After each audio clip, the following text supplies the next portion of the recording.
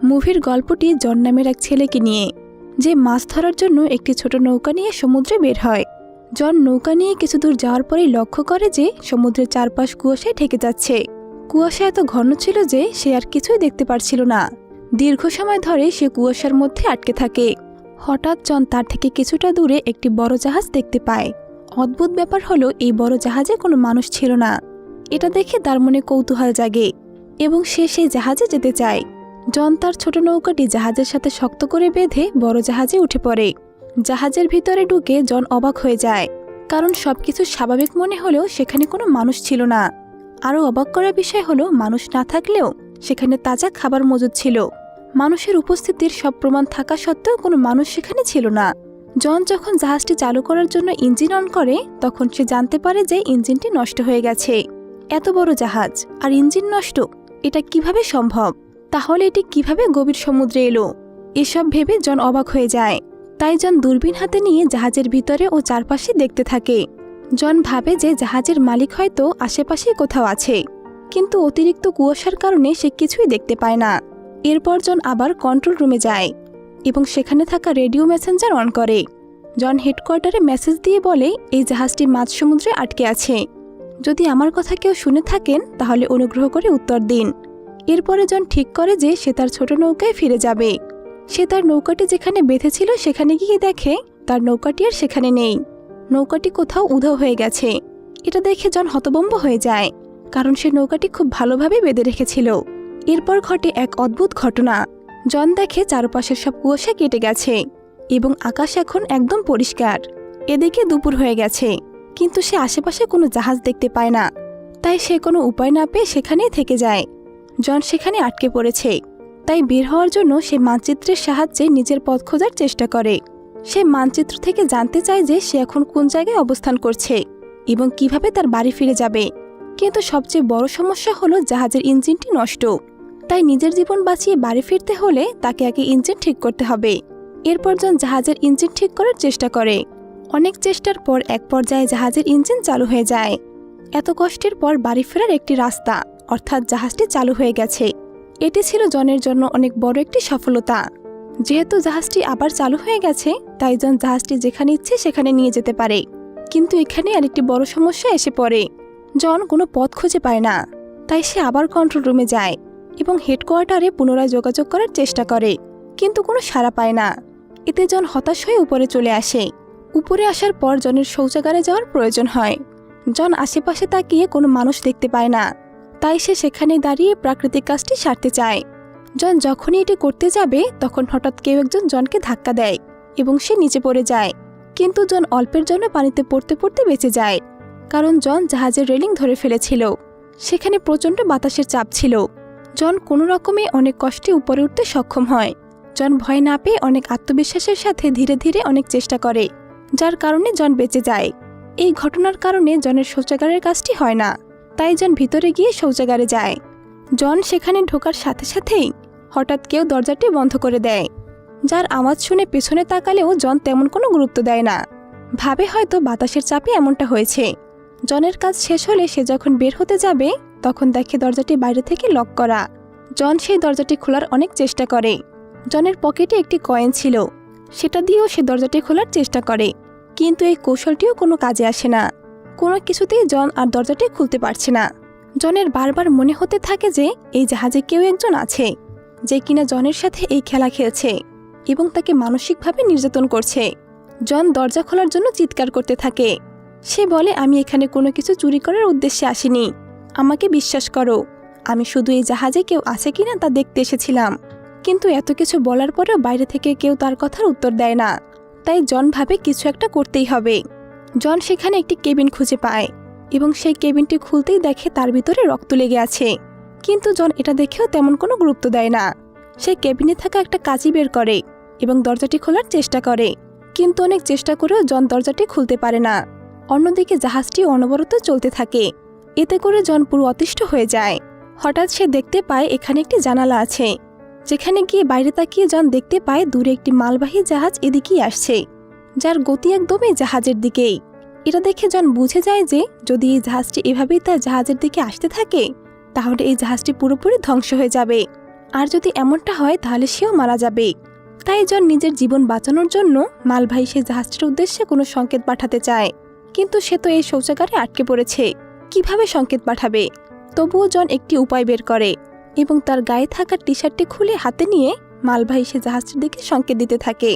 কিন্তু এতেও জাহাজের কেউ জনকে দেখতে পায় না। জাহাজটি আরো সামনের দিকে আসতে থাকে। এখন যে কোনোভাবেই হোক না কেন জনকে নিজের জীবন বাঁচাতেই হবে। নিজেকে বাঁচাতে হলে ওই জাহাজটি যে কোনো উপায়ে থামাতে হবে। জাহাজটিকে থামাতে না পারলে তার জাহাজটি ধ্বংস হয়ে যাবে। হঠাৎ সে ওই জানালার উপরে একটি দড়ি দেখতে পায় এবং তার মাথায় একটি বুদ্ধি আসে। জন জাহাজটিকে থামানোর জন্য সেই দড়িটি বাইরে ছুঁড়ে মারে, যাতে করে জাহাজটি থামানো যায়। কিন্তু সেখানেই জনের সাথে একটি দুর্ঘটনা ঘটে যায়। সেই দড়িটি দুর্ভাগ্যবশত জাহাজের পাখার সাথে গিয়ে আটকে পড়ে এবং দড়িটির বাকি অংশ জনের গলায় আটকে যায়, যার কারণে জনের গলা প্রায় চেপে আসছিল এবং সে প্রায় মারাই যাচ্ছিল। কিন্তু অনেক কষ্টে সে অন্য একটি যন্ত্রের সাহায্যে সেই দড়িটি থেকে নিজের গলা বের করে আনে এবং এই চাপের কারণে তার গলা লাল হয়ে যায়। প্রায় মরতে মরতে সে আবারও বেঁচে যায়। যদিও জন দড়ি থেকে বের হয়ে নিজে বেঁচে গেছে, কিন্তু দড়ির অংশ জাহাজের পাখায় পেঁচিয়ে যাওয়ায় জাহাজটি আর চলে না, সেটি সেখানেই আটকে যায়। এত কিছু করার পরেও কিছুই হয় না। সেই মালবাহী জাহাজটির সাথে জনের জাহাজের ধাক্কা লেগে যায়। এতে জাহাজের অবস্থা অনেক খারাপ হয়ে যায় এবং জন মাথায় আঘাত পেয়ে সেখানে অজ্ঞান হয়ে পড়ে। কিছুক্ষণ পর জনের জ্ঞান ফিরে আসে এবং সে দেখতে পায় শৌচাগারে পানি ঢুকেছে। জন দেখে এটা সমুদ্রের কোনো নোংরা পানি নয়, বরং পরিষ্কার পানি। এসব দেখে মনে হচ্ছে কেউ একজন আছে যে জনকে ভয় দেখাতে বা মারতে চায়। যা দেখে জন আবার চিৎকার করে বলতে থাকে, যেই হও না কেন আমাকে সাহায্য করো। জন বারবার এভাবে বলতে থাকে, কিন্তু তারপরেও কেউ কোনো কথার সাড়া দিচ্ছে না। অনেক সময় পার হয়ে যায় এবং জনের আবার অনেক ক্ষুধা ও তৃষ্ণা লাগে। এত কষ্টের পর জনের শরীর দুর্বল হয়ে পড়ে। এবার কোনো উপায় না পেয়ে জন সেই শৌচাগারের ট্যাপ থেকে পানি খেতে চায়, কিন্তু জন দেখে সেখানকার পানি শেষ হয়ে গেছে। এরপর সে মেঝেতে থাকা সেই পানি পান করতে চাইলে জন লক্ষ্য করে সেই পানি লবণাক্ত। তখন সে বুঝতে পারে এটা আসলে সমুদ্রের পানি।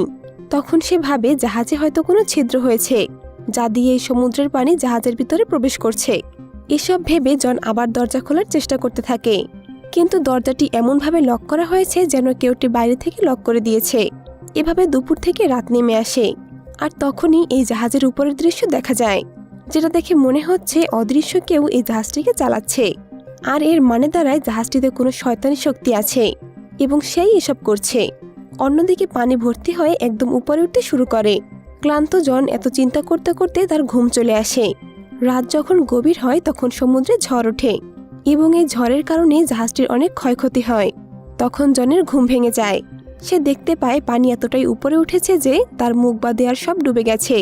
এবার জন মেনে নেয় যে সে হয়তো আর কিছুক্ষণের মধ্যেই মারা যাবে।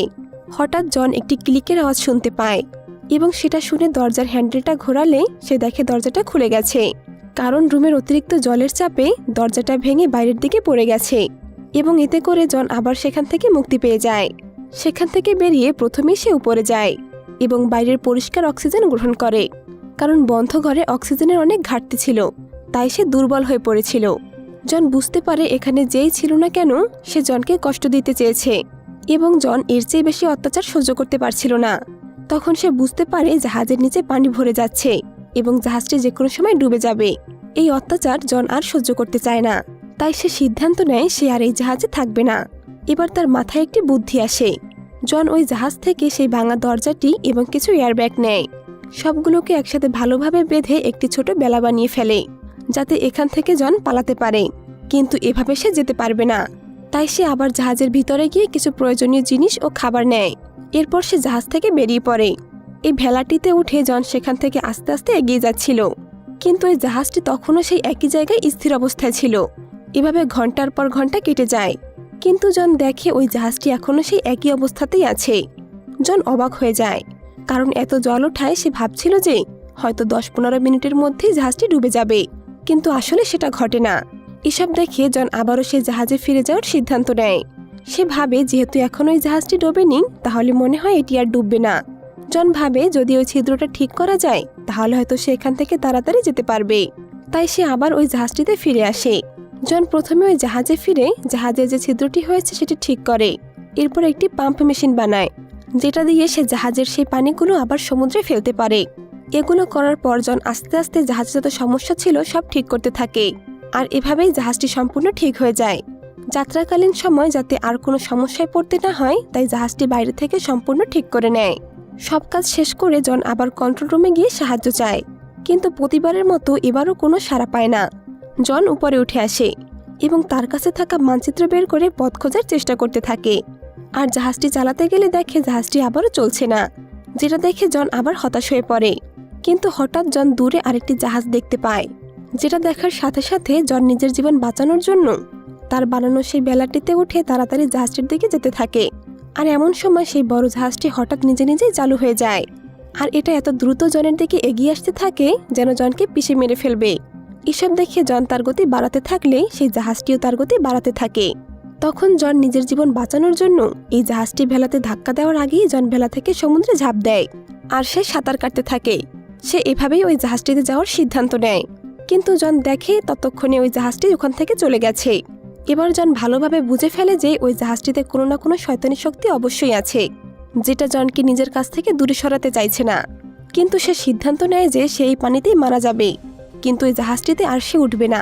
এভাবে সন্ধ্যা হয়ে যায় আর সমুদ্রের পানির তাপমাত্রা ধীরে ধীরে কমতে থাকে। এতে করে পানি প্রচুর ঠান্ডা হতে শুরু করে। আর সেখানে পানিতে অনেক ডলফিনও ছিল। তাই কোনো উপায় না পেয়ে জন জাহাজটিতে উঠে পড়ে। জনের শরীর এতটাই খারাপ হয়ে যায় যে তার আর কোনো কিছু চিন্তা করার সামর্থ্য থাকে না। সে একটি কম্বল গায়ে দিয়ে একটি রুমে গিয়ে ঘুমিয়ে পড়ে। পরদিন ঘুম থেকে উঠে সেখান থেকে পালাতে চাইলেই সে দেখে রুমের দরজা বাইরে থেকে লক করা। এসব দেখে সে হতাশ হয়ে পড়ে এবং সে বুঝতেই পারছে না আসলে তার সাথে কি হচ্ছে। হঠাৎ জন সেই রুমে একটি ছোট কেবিন দেখতে পায়, যেখানে উপরে ওঠার একটি রাস্তা আছে। তখন জন ওখানে একটি এসকালেটর দেখতে পায়, যা খুলে সে সেখান থেকে বেরিয়ে যেতে পারবে। জন রুম থেকে সেই কেবিনের ভিতরে ঢুকে পড়ে, কিন্তু সেখানে খুব কম জায়গা ছিল, কারণ ওটা একটা স্টোরেজ এরিয়া ছিল। আর এই স্টোরেজ এরিয়া দিয়ে জন বারবার সেখান থেকে উপরে ওঠার চেষ্টা করতে থাকে। আর উপরে ওঠার সময় সে বারবার পড়ে যাচ্ছিল, যাতে তার প্রচণ্ড আঘাত লাগে। সে এভাবে বারবার চেষ্টা করতে থাকে, কিন্তু সে কোনোভাবেই হার মানতে রাজি নয়। তখন সে উপরে উঠে আসার জন্য সেই এসকালেটরটি খোলার চেষ্টা করে, কিন্তু জন কোনোভাবেই পারছিল না। এমন মনে হচ্ছিল সেই এসকালেটরটি বাইরে থেকে সিল করা হয়েছে। অনেক সময় কেটে যাওয়ায় সেখানে অক্সিজেন লেভেল কমতে শুরু করে, কিন্তু রুমে ঢোকার দরজাও খুলছিল না। তাই সে রুমেও ফিরতে পারছে না। জন ভাবে সে এবার হয়তো অক্সিজেনের অভাবে মারা যাবে, কিন্তু অক্সিজেন লেভেল শেষ হওয়ার আগেই সেখানে একইভাবে একটি ক্লিকের আওয়াজ আসে এবং কেবিনের দরজা খুলে যায়। দরজা খোলার সাথে সাথে জন সেখান থেকে বেরিয়ে আসে এবং সে দেখে সেই জাহাজটি একটি দ্বীপে আটকে গেছে, যেটা দেখে জন একটু সাহস পায়।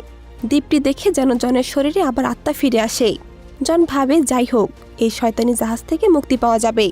যখন জাহাজটি কিনারায় আসে জন সেখান থেকে দ্বীপে নেমে পড়ে। সে ভাবে হয়তো এই দ্বীপের কোনো মানুষ এই জাহাজটিকে নিয়ন্ত্রণ করত এবং সেই জনকে নির্যাতন করত। এ কারণে জন হাতে একটি রড নিয়ে সেখানে গিয়ে লোকটিকে খুঁজতে থাকে। কিন্তু জন যখন চারপাশে ভালোভাবে খুঁজে দেখে তখন সে বুঝতে পারে এই দ্বীপটিতে কোনো মানুষ নেই।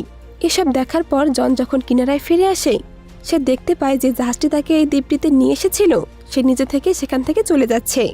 আর এটা দেখে মনে হচ্ছিল যেন সে তার আরেকটি শিকার খুঁজতে বের হচ্ছে। জন তখন নিশ্চিত হয়ে যায় এই ঘটনাগুলো কোনো শয়তানি শক্তিই করেছে। জনের একটি সুন্দর জীবন ছিল, কিন্তু এই জাহাজটা তাকে এমন অবস্থায় এনে ফেলেছে। জন সব জায়গায় খুঁজতে খুঁজতে ওই দ্বীপের সব থেকে উঁচু জায়গায় চলে আসে এবং সেখান থেকে সে পাশে আরেকটা দ্বীপ দেখে।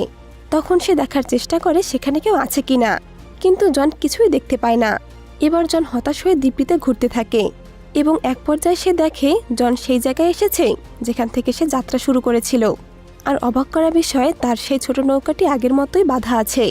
আর যখন সে রওনা হয়েছিল তখন সেই জায়গা যেমন ছিল এখনও তেমনই আছে, যেন মনে হচ্ছে কিছুই হয়নি। এটা দেখে জন ভাবতে থাকে এগুলো কি তার কোনো দুঃস্বপ্ন ছিল, কিন্তু এই ঘটনাগুলো তো বাস্তবেই ঘটেছিল। তাহলে তার এই নৌকাটি কে এখানে আবার নিয়ে এসেছে, আর সেই দ্বীপের রহস্যই বা কি, আর জনের সাথে যে ঘটনাগুলো ঘটেছে তার পিছনেই বা কে আছে, এসব কিছু না জানাই থেকে যায়। আর এসব রহস্য নিয়ে এই অসাধারণ মুভিটি শেষ হয়ে যায়।